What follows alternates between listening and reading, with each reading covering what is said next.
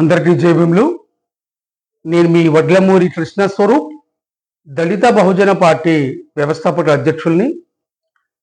ఇటీవల భారత ప్రభుత్వం నరేంద్ర మోడీ ఎన్డీఏ ప్రభుత్వం కానీ, తెలంగాణ ఆంధ్రప్రదేశ్లో ఉన్న చంద్రబాబు నాయుడు పవన్ కళ్యాణ్ ఎన్డీఏ సర్కార్ కానీ, తెలంగాణలో ఉన్న కాంగ్రెస్ రేవంత్ రెడ్డి ప్రభుత్వం కానీ రాజ్యాంగానికి వ్యతిరేకంగా, మరి డాక్టర్ బిఆర్ అంబేద్కర్ గారి ఆశయాలకు వ్యతిరేకంగా దళితుల మధ్య చిచ్చు పెట్టి, మరి ఎస్సీ వర్గీకరణ పేరుతోటి ఒక సామాజిక రాజకీయ కుట్రకి తెరలేపారు. ముఖ్యంగా ఆంధ్రప్రదేశ్లో మెజార్టీగా ఉన్న అన్ని కులాల కన్నా మెజార్టీకి ఉన్న మాలా సామాజిక వర్గాన్ని సామాజికంగా రాజకీయంగా దెబ్బతీయాలని, వీళ్ళకి రాజ్యాంగం కల్పించిన హక్కుల్ని వినియోగించుకోకుండా వీళ్ళని అణిచివేయాలనే కుట్రపోటుతోటి ఆంధ్రప్రదేశ్లో అన్ని దోపిడీ కులాల మనువాద దొంగల పార్టీలు, అది చంద్రబాబు నాయకత్వంలోని టీడీపీ కానీ, జనసేన పవన్ కళ్యాణ్ పార్టీ కానీ, గతంలో రాష్ట్రాన్ని పరిపాలించిన జగన్మోహన్ రెడ్డి వైఎస్ఆర్సీపీ పార్టీ కానీ, జాతీయ స్థాయిలో ఉన్న బీజేపీ కాంగ్రెస్ కానీ, ఇక్కడ కాంగ్రెస్ పార్టీ కానీ, సిపిఐ సిపిఎం సిపిఎంఎల్ వంటి వామపక్ష పార్టీలు కానీ, ఈ అన్ని మనువాద ఆధిపత్య కులాల పార్టీలు దళితుల మధ్య చిచ్చుపెట్టి దళితుల్ని అణిచివేయాలని, రాజకీయ అధికారంలోకి దళితుల్ని రానియకుండా, రాజ్య అధికారాన్ని సాధించకుండా వీళ్ళని బానిసలుగా చేయాలనే ఉద్దేశంతో ఈ ప్రభుత్వాలు చేపడుతున్న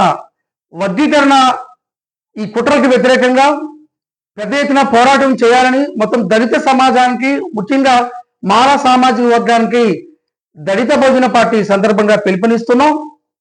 మరి మాలలకి కుల చైతన్యం ఎంత అవసరమో, కుల చైతన్యం ఆత్మగౌరవం ఇస్తుంది, కానీ మాలలకి రాజకీయ చైతన్యం చాలా అవసరం.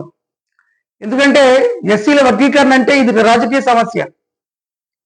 ఆంధ్రప్రదేశ్లో ఇప్పటికే చంద్రబాబు నాయుడు పవన్ కళ్యాణ్ ఎన్డీఏ ప్రభుత్వం రిటైర్డ్ ఆఫీసర్ రాజీవ్ రంజన్ మిశ్రా నేతృత్వంలో ఏకసభ్య కమిషన్ ని ఏర్పాటు చేయడం జరిగింది. ఎస్సీల్ని ఏబిసిడీలుగా విభజించి అందులో మెజార్టీగా ఉన్న మాలల్ని దెబ్బతీయాలని, వీళ్ళని విద్య ఉద్యోగం ఉపాధి సామాజిక జీవన రంగాలలో ఎటువంటి రాజ్యాంగపరమైన అవకాశాలు అందకుండా చేయాలని ఒక దుర్మార్గమైన కుట్రతోటి చేస్తున్నారు. దీనికి వ్యతిరేకంగా పెద్ద ఎత్తున మాల జాతితో పాటు దళిత జాతి మొత్తం అంతా కూడా స్పందించాల్సిన అవసరం ఉంది. వర్గీకరణ వల్ల ఒక మాలలకే కాదు, 59 ఉపకులాల్లో ఉన్న మాలలు, మాదిగలు, రెల్లి, ఇతర ఎస్సీ కులాలు మరియు ఎస్టీ కులాలు, మరి క్రిమినల్ అంశంలో ఎస్సీ ఎస్టీలతో పాటు బీసీ కులాలు కూడా నష్టం జరగబోతుంది. మరి నరేంద్ర మోడీ నాయకత్వంలో రాజ్యాంగానికి వ్యతిరేకంగా, ఆర్టికల్ 341కి వ్యతిరేకంగా భారత పార్లమెంట్ చేయాల్సిన పనిని సుప్రీంకోర్టు మాజీ చీఫ్ జస్టిస్ డివై చంద్రచూడ్ నేతృత్వంలో మరి ఈ దళితులకు సంబంధించిన సబ్ క్లాసిఫికేషన్ సంబంధించిన తీర్పుని నరేంద్ర మోడీ ఇప్పించడం జరిగింది.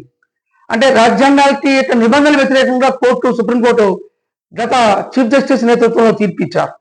దాన్ని అడ్డం పెట్టుకొని రెండు తెలుగు రాష్ట్ర ప్రభుత్వాలు చెలరేగిపోతున్నారు. ముఖ్యంగా చంద్రబాబు నాయుడు పవన్ కళ్యాణ్ ఈ ఎన్డీఏ ప్రభుత్వం ఆంధ్రప్రదేశ్లో దళితుల మీద పెద్ద ఎత్తున దాడికి పూనుకుంటుంది.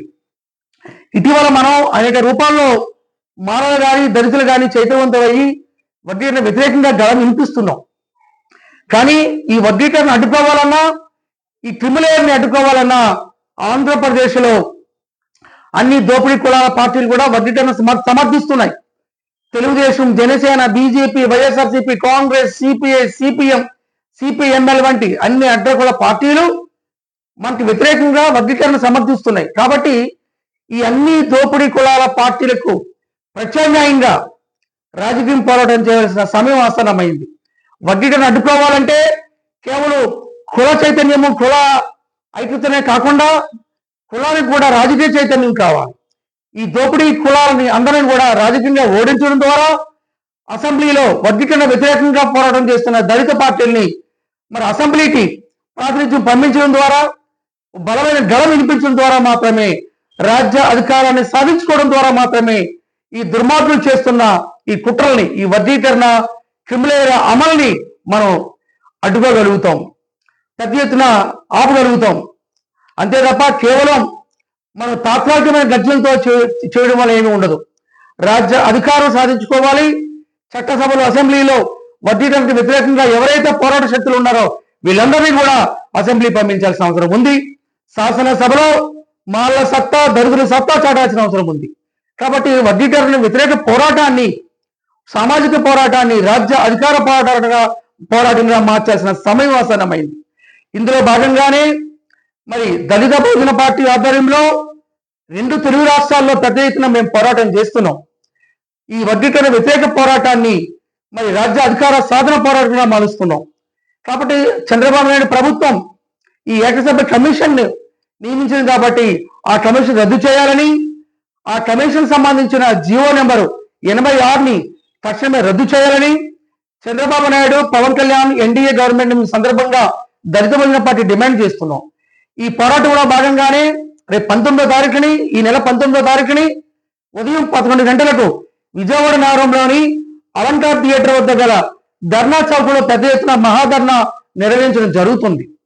కాబట్టి వర్గీకరణ వ్యతిరేకంగా పోరాటం చేస్తున్న మరి మాల శక్తులు కానీ, దళిత శక్తులు కానీ, వర్గీకరణ వ్యతిరేకంగా గళవిప్పుతున్న శక్తులందరూ కూడా ఈ మహాధర్నా కార్యక్రమంలో పాల్గొని ఈ ధర్నాను విజయవంతం చేయడం ద్వారా మరి ఈ దోపిడీ కుల పార్టీలకు ఒక రాజకీయంగా, ప్రత్యామ్నాయంగా ఒక సమాధానం చెప్పగలుగుతాం. ఈ వర్గీకరణ వ్యతిరేకంగా ఒక రాజకీయ పోరాటాన్ని నిర్మించగలుగుతాం. కాబట్టి వర్గీకరణ అడ్డుకోవడం అంటే, క్రిమినల్ అమలును అడ్డుకోవడం అంటే ఈ అగ్రకుల పార్టీల ప్రభుత్వాలకు వ్యతిరేకంగా, ఈ పార్టీలకు వ్యతిరేకంగా రాజకీయ ప్రత్యామ్నాయ శక్తిని, మన కుల శక్తిని, సామాజిక ఐక్యత శక్తిని రాజకీయ శక్తిగా మలుచుకొని ఆంధ్రప్రదేశ్ అసెంబ్లీ